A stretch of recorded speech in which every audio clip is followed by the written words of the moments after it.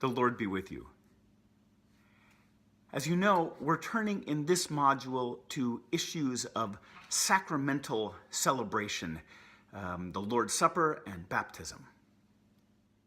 So to begin, I'd like you to think a little bit first about your own baptism.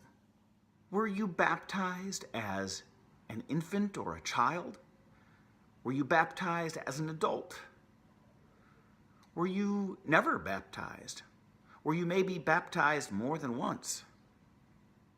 Think about your own experience of baptism, and then think, what would you do differently if you could?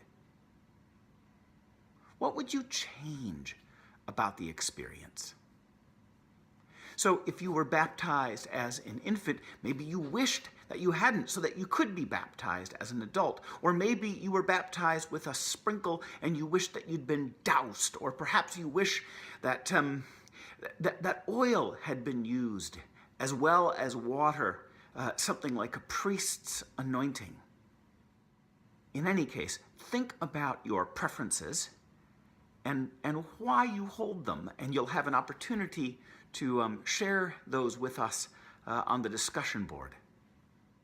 Then, in the second half of this exercise, I want you to do something similar with regard to the Lord's Supper. Think about the very last time that you celebrated the Lord's Supper. And then, what would you change about that celebration if you could, and why? Maybe you communed in a large circle, passing the elements from one person to another around the table, and you would have preferred to be seated in a pew and to have the elements passed to you on a plate. Or maybe the prayer spoken before you came to the table, the table grace, which we'll learn in this coming module, is called the Great Prayer of Thanksgiving. Maybe it felt to you thin and anemic, and you'd wished for something richer and fuller.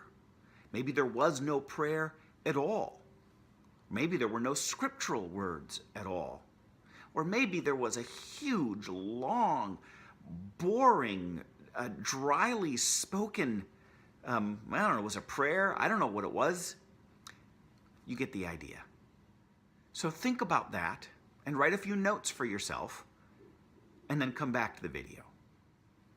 So we begin with this exercise that you'll share the results of with us on the discussion board. And then the first thing I'd like you to do in this learning module is read this wonderful article, a short article by Marnie Wasserman called Leading from Pulpit, Font, and Table. I ask you to read this article because it articulates pretty clearly what is at the heart of what Tim Brown calls the school of thought here at Western Theological Seminary, where sacramental sensibilities are explicitly taught and tested for right up there with theological insight and biblical familiarity.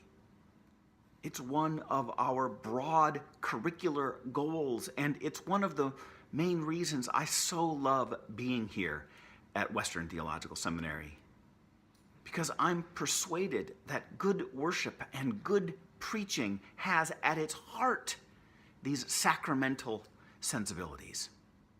And I think it's so desperately needed in our churches. And so profs like me are counting on folks like you to go out into the church and to be change agents.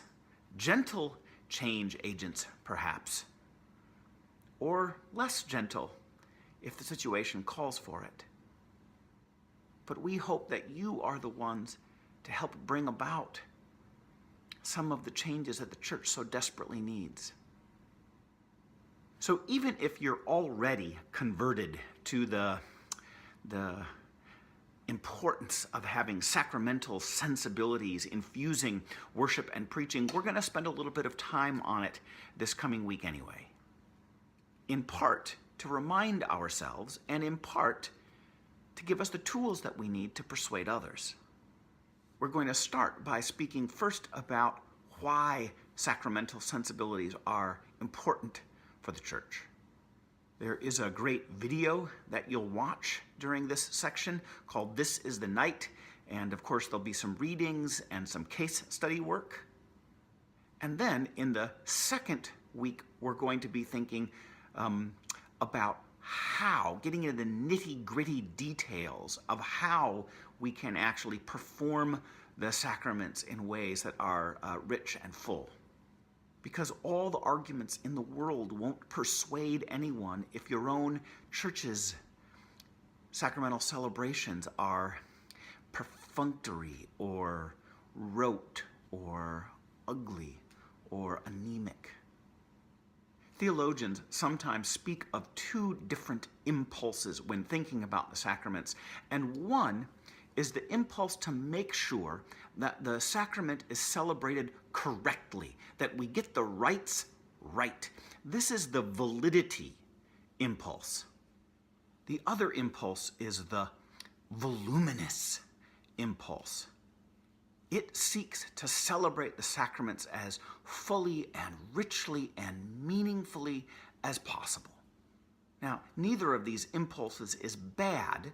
They aren't necessarily in tension with one another, but in most Reformed and evangelical communities, the validity impulse is a stronger one. So in this course, we'll be thinking a little bit more, leaning heavily on the voluminous impulse and exploring that a bit more fully.